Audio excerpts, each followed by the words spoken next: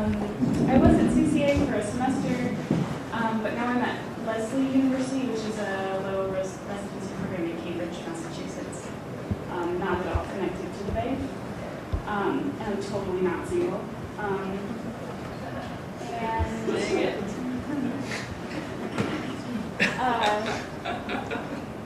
Oh, it is a little bit hard to see.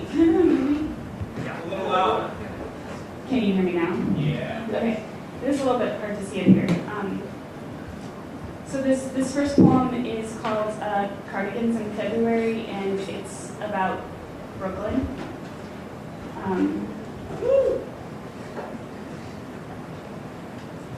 What a good word, Brooklyn. Like a rivulet or a forking off the spaces between bricks. Grommet and glowing grasshoppers, their legs stuck in stick and fossiled, made into Brooklyn stairs that are lagging out of brownstones like summer tongues, heavy with the things that grow out of the things that grow out of them. Bicuspid handlebars won't hold New York, the ballyhoo below, a footbridge of traffic. The artifice of a bad dress and form, all of it, counterfeit. A milk crate can hold everything I need it to. The fire escape, its beanstalk up and latticed like a runner of strawberries, the tide of lemons ripening on my island, my own botanical lessons in citrus appropriation, the feel of your piano player's fingers inside my optical nerves inside their plastic cases, the plum smash of my vertices on the NYU Law Building in Greenwich Village, the planks of my ship in its mottled green, and this, the shock and burgeoning, the beginning of the 25th February in a row. If trauma is ephemeral, count me this. 1. Cacti. Moon, monster, wizened, pincushion, all of them modified leaves turned violent and pikish, photosynthesizing the tubers where grief stands, waterlogged. 2. The repository of sanctified memory as a shoebox, containing train tickets and cutouts of hot air balloons from travel magazines featuring Turkey. 3. 2 soiled and faded handkerchiefs barely used, despite appearances. 4. The tan line on my left ring finger, the quick exposed, or sore dorsal fins the morning after.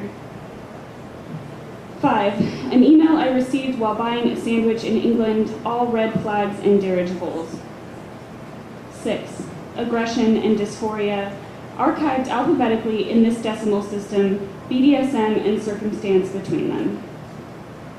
Count for me the sharp guts it takes to mapscape, the resolve to act before edges of memory oil spill into what it is that I think that I know. Count for me the log and trodden, the staying power of stains, and the breakout of red pollen before the inevitability of rust. The night I crawled into a street called Lightning Bugs. I was slit, gutted from gill to hairline, with my tresses angled. The inside of my skin holding tight to the last of my laundry money, with cravings for boiled peanuts. There was no game of soccer, nor street poetry reading, nor publication close at hand to catch me, drop, line, and sinker, only the bars of snips in the cotton ownership, scalped to a bracelet, petulant lures with drooping plastic fish, and double hooks. This next poem is, I claim Santiago, Chile as one of my hometowns, and there's a lot of shit that's really fucked up that's going on in Santiago right now, and it's like kind of akin to the coup that happened in September 11th of 1973 where Pinochet overthrew the government. And this is a poem that I wrote a long time ago, but I feel like it's still really relevant to what's going on right now. It's called Like the Shining Path. 1. There is a reason why many mammals sleep the winter through. The dead of rings hidden in fallen tree trunks, housing earthworms fed fat on the antimatter of thicket rot. In this arachnid city, the smog cannot escape the mountains without gaps blown into the sienna, but the air, it smells cleaner, like Yom Kippur, like the sky stretched like canvas between the brackets of sea and wood-framed mountain. Unoppressive in cool collectivity, covering the smell of char. 2. The fat is stored on the provinces near the jagged teeth of the range.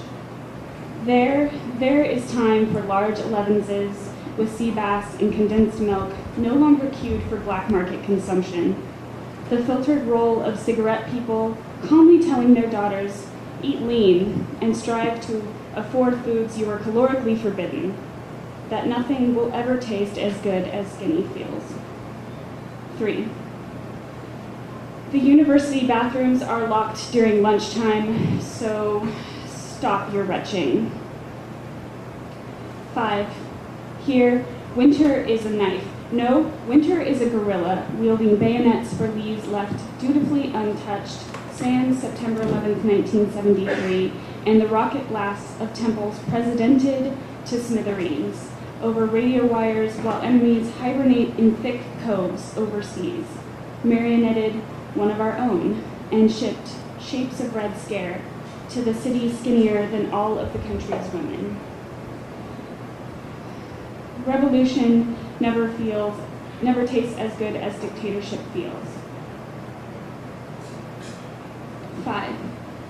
Yes, there is a reason that animals furlough, take vacations paid for in flesh for flesh, hair follicle to inflation, 300% the tremble, the ring of mountains hiding what the nose thinks to smell. 6. Thin centavos, poets wait behind cages.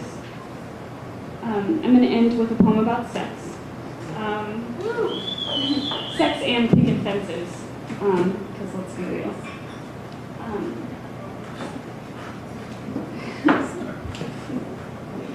I'm your ride home. The tie lines and wooden ladders are suspect. Trumpet lilies fraught with rotting mouths, their conches foaming. Follow the trail of ants to the nibs, ink and the watery sill. Buttons that grow clasped in the night. Plaid always, and our silk pages. Thank you.